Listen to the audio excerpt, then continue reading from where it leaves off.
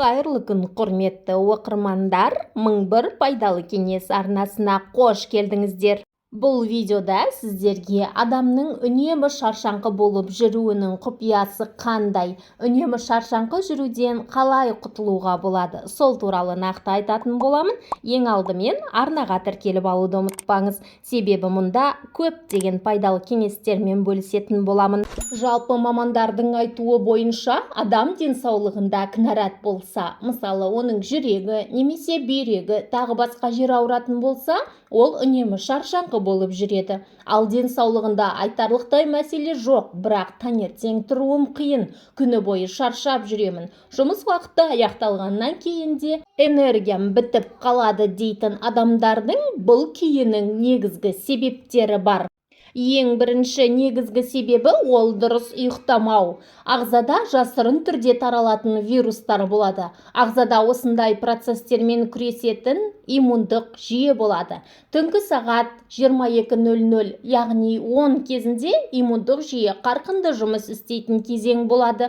Уақытында ұйықтап демалу осы иммундық жүйенің қалыпты жұмыс істеуіне өте жақсы ықпал етеді. Екіншіден, дұрыс тамақтанбау, тұрақты баланстың болмауы, яғни тұтынатын тағам құрамында жеңіл көмірсу көп болуы энергияның тез жұмсалуына әсер етеді.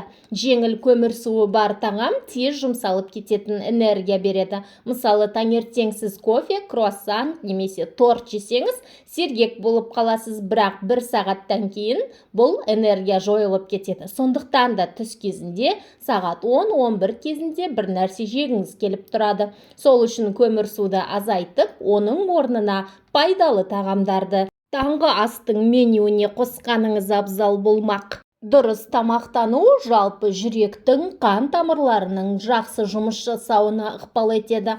Қан тамырлары дұрыс жұмыс істесе, қан жақсы айналса, шаршау, есінеу секілді симптомдар болмайды. Темір жетіспеуі де осы проблеманы туындатуы мүмкін. Ал үшіншіден, ағзада дәруменнің жетіспеуі. Бұл тақырыпта көптеген зерттеулер жасалған. Адамдарға минералды дәрумендер жетіспейді, бірақ компенсаторлық механизмге байланысты адам аяғына дейін шыдап жүре береді. Сондықтан да көпшілік адамдар мән бермейді. Дәрумендер ағзадағы көптеген процеске қатысады. Дәрумендерді профилактикалық доза мөлшерінде қабылдау арқылы ағзаға көмектесе аламыз. Сағат 18:00-ден асса, яғни кешкі 6-дан кейін сау адамның да энергиясы азайып қалады. Оған жалпы бүйрек үсті безінен бөлінетін гормондардың дұрыс жұмыс істемеуі де әсер етеді.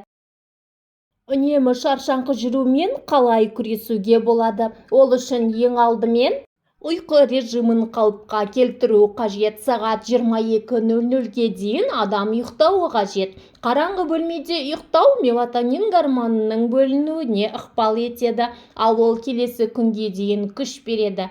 Сонымен қатар ұйықтауға 1 сағат қалғанда жасанды жарықтан бас тартқан абзал. Соның ішінде ұялы телефонды мүлдем қарамаған дұрыс, себебі сіздің тыныш ұйықтауыңызға бұл үлкен әсерін тигізеді.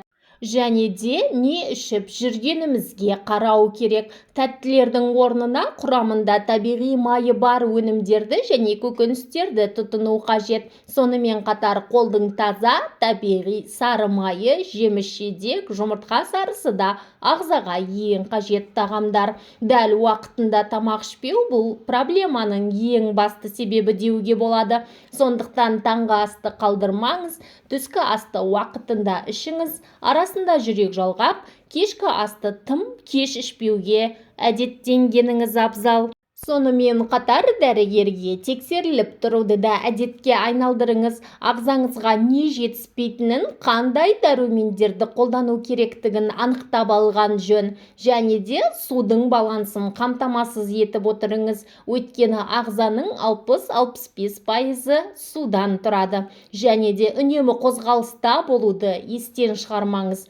Денені шынықтыру, күніне 10.000 қадам жүру өте пайдалы саналады. Бұл лимфалық жүйеге де өзінің оң әсерін тигізеді.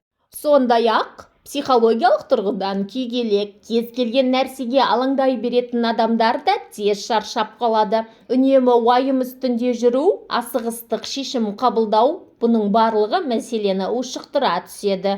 Бұл орайда таза ауада серуендеу, ұзақ жаяу жүру, жақсы әуен тыңдау, кітап оқу немесе ұнайтын іспен айналысу, яғни қандай да бір жолмен ойды бөліп, демалған көмектеседі. Ақпарат пайдалы болды деген ойдамын. Егер ақпараттар ұнаған болса, арнаға тіркеліп қазақша контенттің дамуын қолдай кетіңіз.